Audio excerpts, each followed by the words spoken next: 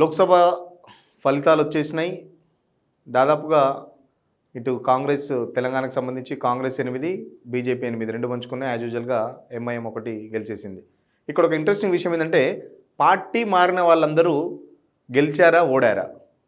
అంటే లాస్ట్ మినిట్లో బీఆర్ఎస్ నుంచి బీజేపీ, బీజేపీ నుంచి కాంగ్రెస్, కాంగ్రెస్ నుంచి బీజేపీ, ఇట్లా పార్టీ మారిన వాళ్ళందరూ ఒకసారి లిస్ట్ తీసుకుందాం. ఒకసారి ఆ లిస్ట్ చూద్దాం. ఆ లిస్ట్ ప్రకారం ఎవరు గెలిచారు, ఎవరు ఓడిపోయారు అనేది ఒక చిన్న ఈ వీడియోలో చెప్పదలుచుకున్నాను మీకు. గతంలో 2014 తర్వాత 2019లో సెకండ్ టైం బీఆర్ఎస్ గవర్నమెంట్ వచ్చిన తర్వాత కాంగ్రెస్ ఎమ్మెల్యేలు దాదాపు 11 మంది వచ్చేసి బీఆర్ఎస్లోకి జాయిన్ అవ్వడం జరిగింది. అప్పట్లో పెద్ద అది సంచలనం. ఎందుకంటే ఆ కాంగ్రెస్ పార్టీ మొత్తం ఎల్పీ లేకుండా విలీనం చేశారు అసలు అని చెప్పేసి కాంగ్రెస్ పార్టీ ఆరోపించింది. రాజ్యాంగబద్ధంగా చేసింది అని చెప్పేసి బీఆర్ఎస్ దాన్ని అప్పుడు సమర్థించుకుంది. ఎందుకంటే మొత్తం ఎల్పీని కానీ, టీడీఎల్పీని కానీ, కాంగ్రెస్ కానీ అప్పుడు అట్లనే చేసింది, కాంగ్రెస్ కూడా అట్లనే చేసింది. సో అప్పుడు 2019లో వాళ్ళందరూ విలీనమైన తర్వాత అదే మంది ఆ పార్టీ మారిన 11 మందికి దాదాపు 11 మందికి మొన్న 2023లో బీఆర్ఎస్ టికెట్లు ఇచ్చింది. 2023లో 11 మందికి గాను కేవలం ఇద్దరు గెలిచారు. 11 మందికి పార్టీని మారిన వాళ్ళు. అంటే అప్పుడు వాళ్ళు టెక్నికల్గా కాంగ్రెస్ నుంచి బీఆర్ఎస్కి వచ్చిన నెక్స్ట్ 2020లో మాత్రం బీఆర్ఎస్ బీఫామ్ మీద పోటీ చేశారు.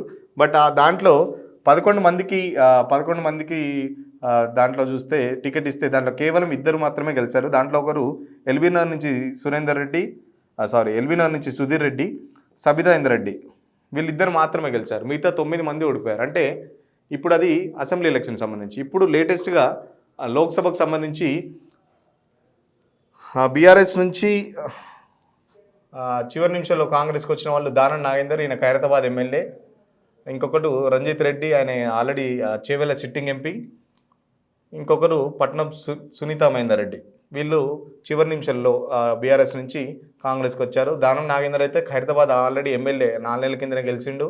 4 నెలల కింద బీఆర్ఎస్ బీఫామ్ మీద కారు గుర్తు కోటేమని చెప్పేసి తిరిగేసి మళ్ళీ 4 నెలల తర్వాతనే బీఆర్ఎస్ గవర్నమెంట్ చేంజ్ కావడంతో వెంటనే కాంగ్రెస్లో జాయిన్ కావడం, కాంగ్రెస్లో వెంటనే ఎంపీ టికెట్ రావడం, ఎంపీ టికెట్ మీద పోటీ చేయడం, తర్వాత ఓడిపోవడం కూడా జరిగింది. ఇంకొకటి రంజిత్ రెడ్డి కూడా ఆల్రెడీ రంజిత్ రెడ్డి టికెట్ కూడా బీఆర్ఎస్ చాలా ముందుగానే అనౌన్స్ చేసింది. ఎంపీ టికెట్స్ హడావిడి నోటిఫికేషన్ కాకముందుకే రంజిత్ రెడ్డి మా చేవెళ్ళ క్యాండిడేట్ అని ఫస్టే చాలా ఎర్లీగా ఒక 3 నెలలు 4 నెలల ముందే అనౌన్స్ చేశారు. కాకపోతే రంజిత్ రెడ్డి కూడా చివరి నిమిషంలో కాంగ్రెస్లో జాయిన్ అవ్వడం, ఆయన కూడా కొండా విశ్వేశ్వరరెడ్డి చేతిలో, బీజేపీ చేతిలో ఓడిపోవడం జరిగింది.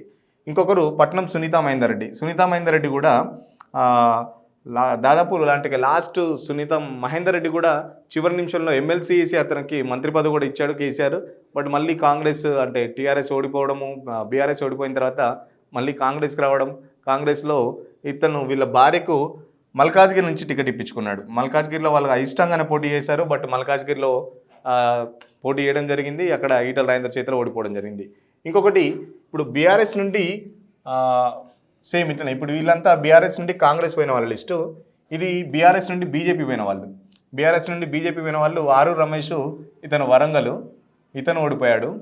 ఈయన సైదిరెడ్డి, ఈయన నల్గొండ. ఇక్కడేమో ఆరూరు రమేష్ కడియం కావ్య మీద, కడియం కావ్య ఎవరో కాదు, టెక్నికల్గా కడియం శ్రీహరి బీఆర్ఎస్ టికెట్ మీద మన ఎమ్మెల్యే గెలుపొందాడు. ఒకవేళ కడియం శ్రీహరి పోటీ చేస్తే సేమ్ ఇక్కడ దానం నాగేందర్కి వచ్చే రిజల్టే వచ్చేది ఉండేమో. బట్ కడియం శ్రీహరి పోటీ చేయకుండా వాళ్ళ కూతురికి టికెట్ ఇప్పించుకొని అటు చివరి నిమిషంలో కడియం కావ్యకు కూడా బీఆర్ఎస్లో టికెట్ కన్ఫామ్ అయింది. టికెట్ కన్ఫామ్ అయిన తర్వాత మళ్ళీ ఒక రాత్రి చేంజ్ చేసుకొని మేము టికెట్ బీఆర్ఎస్లో పోటీ చేయదలుచుకోలేదని చెప్పేసి వాళ్ళకు స్టేట్మెంట్ ఇచ్చి వెంటనే నెక్స్ట్ డే కాంగ్రెస్లో జాయిన్ అయిపోవడం, కాంగ్రెస్ నుంచి వెళ్ళి టికెట్ తెచ్చుకొని ఇక్కడ గెలిచిన వాళ్ళలో ఆరూరు రమేష్ మీద కడియం కావ్య గెలిచింది. ఇంకొకరు నల్గొండ సైదిరెడ్డి, ఈయన కూడా బీఆర్ఎస్ నుంచి గవర్నమెంట్ చేంజ్ కావడంతోనే బీఆర్ఎస్ నుంచి విడిపోయి వెంటనే బీజేపీలోకి జాయిన్ కావడం, వెంటనే నల్గొండ ఎంపీ టికెట్ రావడం. ఆల్మోస్ట్ అక్కడ కూడా నల్గొండలో జానారెడ్డి కొడుకు రఘువీరెడ్డి చేతిలో ఓడిపోయాడు. ఇంకొకరు ఇట్లనే ఇప్పుడు ఇక్కడ సేమ్ ఇక్కడ బీజేపీ నుంచి కాంగ్రెస్ శ్రీ గణేష్, ఇతను కంటోన్మెంట్ ఉప ఎన్నికల్లో గెలిచాడు. ఇక్కడ ఏంటంటే ఇదొక్కటి మాత్రం విన్నింగ్ అని చెప్పుకోవచ్చు. బీజేపీ నుంచి వెళ్ళి కాంగ్రెస్ పార్టీ మారిన దాంట్లో ఇది ఉప ఎన్నిక కాబట్టి అక్కడ ఆల్రెడీ టీఆర్ఎస్ సిట్టింగ్ సీటు ఆ ఎమ్మెల్యే కారు ప్రమాదంలో చనిపోవడంతో అక్కడ ఉప ఎన్నిక అనివార్యమైంది. వెంటనే బీజేపీలో లాస్ట్ టైం అతను సెకండ్ ప్లేస్లో ఉన్నాడు. ఆ సెకండ్ ప్లేస్లో ఉన్న తర్వాత వెంటనే టికెట్ నోటిఫికేషన్ వచ్చిన వెంటనే రేవంత్ రెడ్డి పార్టీలోకి ఆహ్వానించాడు. వెంటనే టికెట్ అనౌన్స్ చేశాడు. టికెట్ అనౌన్స్ చేసిన తర్వాత శ్రీ గణేష్ ఇప్పుడు బీఆర్ఎస్ మీద గెలిచాడు. ఇంకొకటి బీఆర్ఎస్ నుంచి కాంగ్రెస్ గెలిచిన వాళ్ళ లిస్ట్ చూస్తే బీఆర్ఎస్ నుంచి కాంగ్రెస్ గెలిచిన వాళ్ళ లిస్టులో కడియం కావ్య వరంగల్, ఇంతకుముందు చెప్పాం కదా వరంగల్, ఆమె బీజేపీ ఆరు రమేష్ మీద గెలిచింది. ప్లస్ ఇంకొకటి బీఆర్ఎస్ నుంచి బీజేపీ పోయిన వాళ్ళ దాంట్లో నగేష్, ఇతను ఆదిలాబాద్ ఎంపీ క్యాండిడేట్. ఆదిలాబాద్ కూడా ఆ నగేష్ బీఆర్ఎస్ నుంచి ఆ చివరి నిమిషంలో బీజేపీ పోవడం జరిగింది, అక్కడ గెలిచారు. అంటే గెలిచిన వాళ్ళు ఓన్లీ ఇక్కడ ఉప ఎన్నికల్లో ఒకరు, ఇక్కడ కడియం కావ్య ఒకరు, పార్టీ మారిన దాంట్లో బీఆర్ఎస్ నుండి కాంగ్రెస్ పోయిన కడియం కావ్య, బీఆర్ఎస్ నుండి బీజేపీ పోయిన నగేష్, ముగ్గురు గెలిస్తే దాదాపు 5 ఓడిపోవడం జరిగింది. ఇక్కడ 3, ఇక్కడ 2, అంటే 5 ఓడిపోయారు, 3 గెలిచారు. అంటే జనాలు కూడా చాలా అబ్జర్వ్ చేస్తున్నారు చివరి నిమిషంలో పార్టీ మారితే ఎలా ఉంటుంది.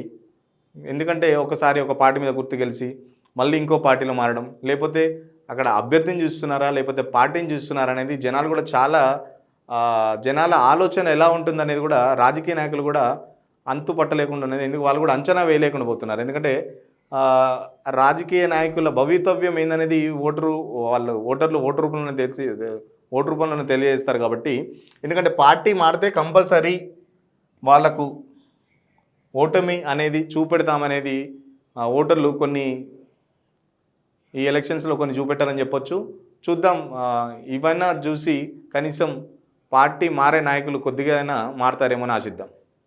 Stay tune to signal TV.